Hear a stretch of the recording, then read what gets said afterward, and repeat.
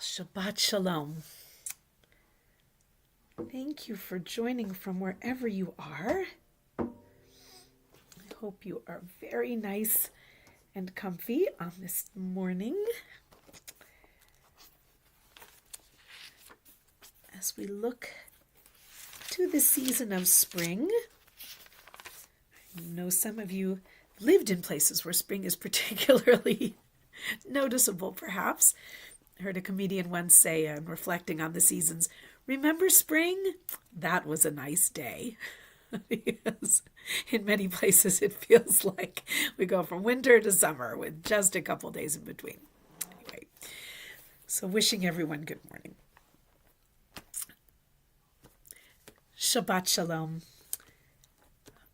Some of you know that Adon Olam is my most favorite of all of the prayer poems.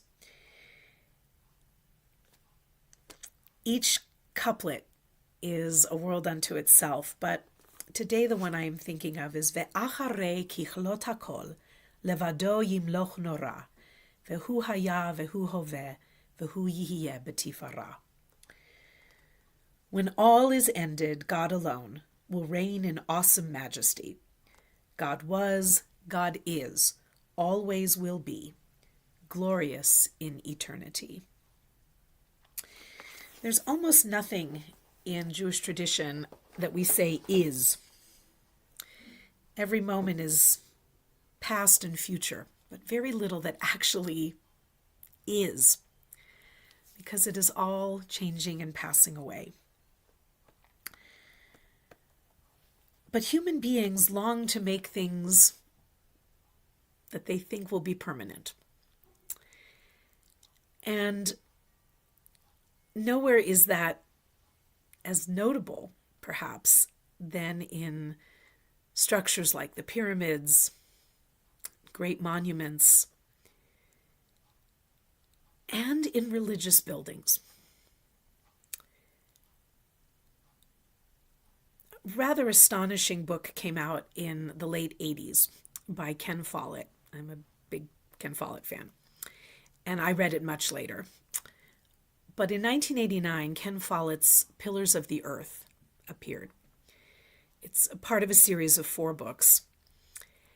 And it has as its essence the desire on behalf of an ambitious, but also modest and very pious prior, the prior of Kingsbridge, who throughout the almost 1,000-page book endeavors to build a great cathedral.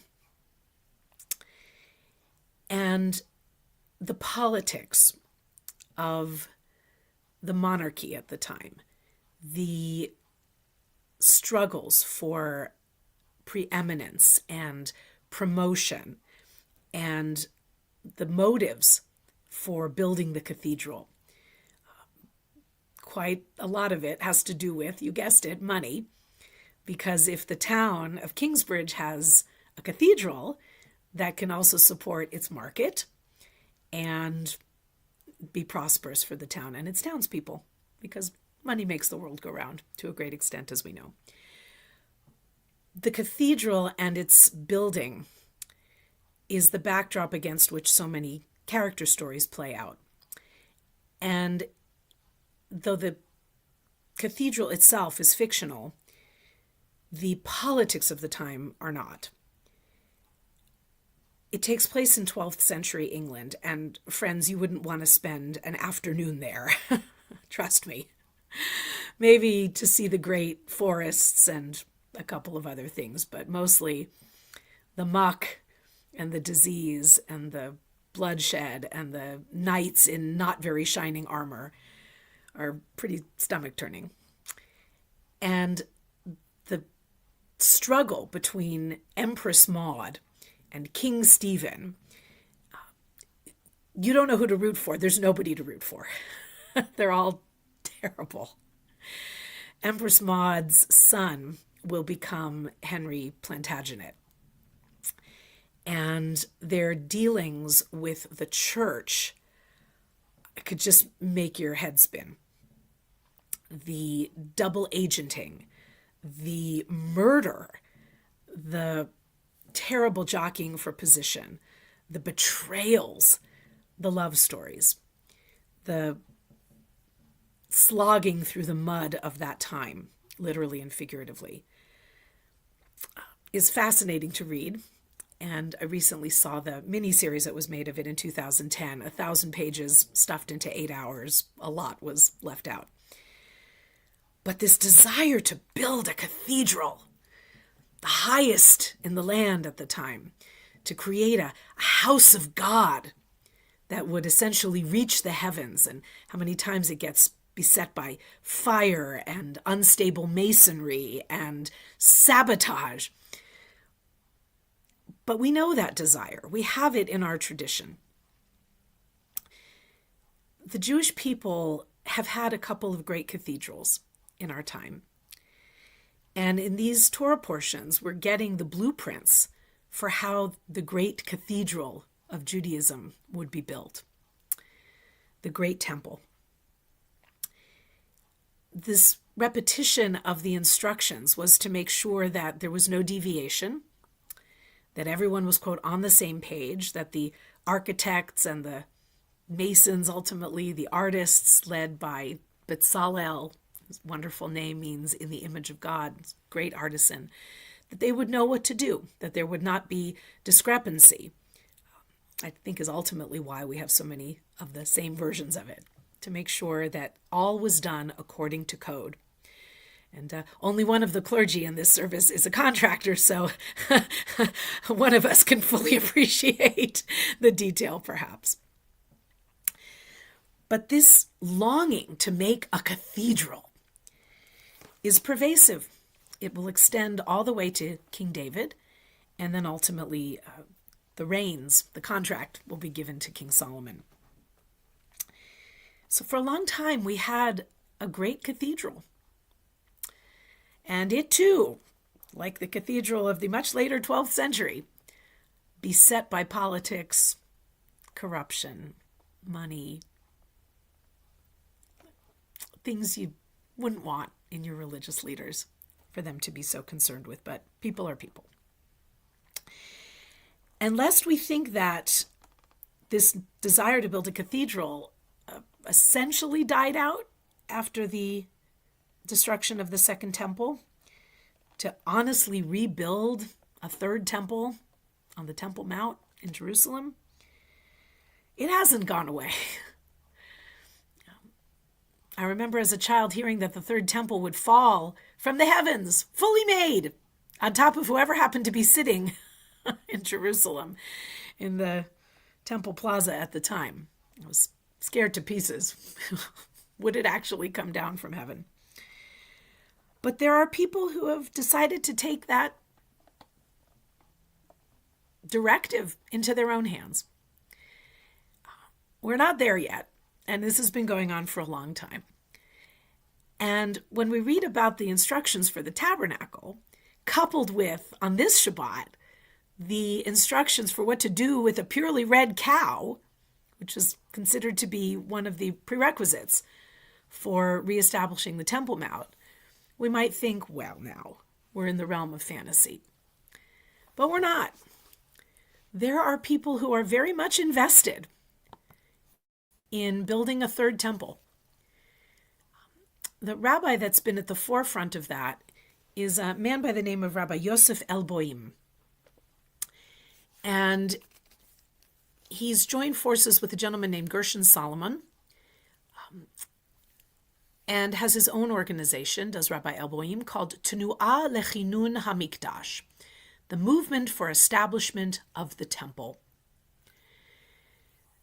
Over several decades now, Rabbi Elboim and his organization have been making holy vessels, ritual garments worn by the priests, so as he says, we could have all of this ready for when the time comes.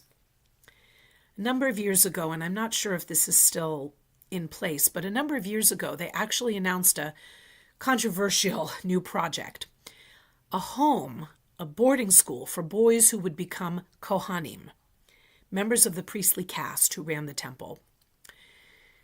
He says, during the time of the temple, the ashes of the red heifer were kept in containers. So when the priests saw they were running out of ashes, they would use up the old ones and make some more. But today we don't have any leftovers. So it's important to take children, even before they are born, and bring them up in a place where there is no chance for them to come in contact with the dead, because contact with the dead would render them unable to carry out the rituals of the red heifer and so much else. Now, during the era of the Second Temple, young male priests were raised in compounds built on solid bedrock, out of the range of any possible grave sites. Apparently, there are families who've been offering their children to that effort. It's controversial, to say the least. There are so many blemishes that would disqualify a boy from becoming a priest, as we have in our Torah. And obviously, this is somewhat renegade, to put it mildly. Canterbury, don't worry, I don't think we're going to be bringing your children into the priestly settlements. But just the thought that this is actually a plan by some. This school was going to have a special enclosure so the boys wouldn't have to set foot on the ground. There'd be an elevated courtyard where they could play. They wouldn't be able to leave until their bar mitzvah. Obviously, it's enormously disturbing to many, many people. But there are those who would absolutely embrace this way of life. Because ultimately, for those who are attempting to breed a purely red cow, if that's even possible, there's no point in having one, ultimately, without a priestly caste to prepare the sacrifice. So the fact that there are people that are, I think it's probably fair to say, obsessed with the possibility of building a cathedral, the third temple, on that incredibly contested and maddened site that is the center of Jerusalem, is something we should be aware of. Because I think a larger view of this would tell us that it's really not about building a cathedral of space. We can spend lifetimes raising money, imagining a return to a priestly caste and red cow sacrifices. We're not even sure there were more than 9 or maybe 10 in all of Jewish history that were involved in this ritual, which, let's be honest, nobody can explain or understand. So part of the mystique, the magic, and the enduring spirit and quality of Judaism, and yes, we have beautiful synagogues that we've built, but we all know that these things are just passing moments in space. These are material things. We could have the most beautiful building in the world. If it doesn't have spirit, it's an empty vessel. So what kind of cathedral can we build? The clue was in our Torah portion. It started with an injunction to observe Shabbat. And as promised, I'm continuing over these few weeks intermittently to share a little bit of Abraham Joshua Heschel's gorgeous work, The Sabbath and Its Meaning for Modern Man. It's difficult to choose some passages, but just a couple today to leave us with a sense of what is truly important and what will last. I started with the idea from Adon Olam that nothing really is except the Holy One. And that is very much a beloved Jewish concept. While we are here in this world of space, it's Heschel's word for essentially the material, things of space, we are to consecrate time. He writes about the Shabbat. The meaning of the Sabbath is to celebrate time rather than space. 6 days a week we live under the tyranny of things of space. On Shabbat, we try to become attuned to holiness in time. It is a day on which we are called upon to share in what is eternal in time, to turn from the results of creation to the mystery of creation, from the world of creation to the creation of the world. Judaism teaches us to be attached to holiness in time, to be attached to sacred events, to learn how to consecrate sanctuaries that emerge from the magnificent stream of the year. The Sabbaths are our great cathedrals. And our Sabbath of Sabbaths, the Day of Atonement, Yom Kippur, is a shrine that neither the Romans nor the Germans were able to burn. The Sabbaths are our great cathedrals.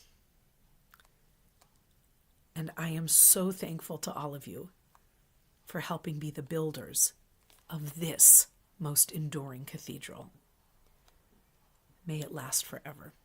Shabbat Shalom.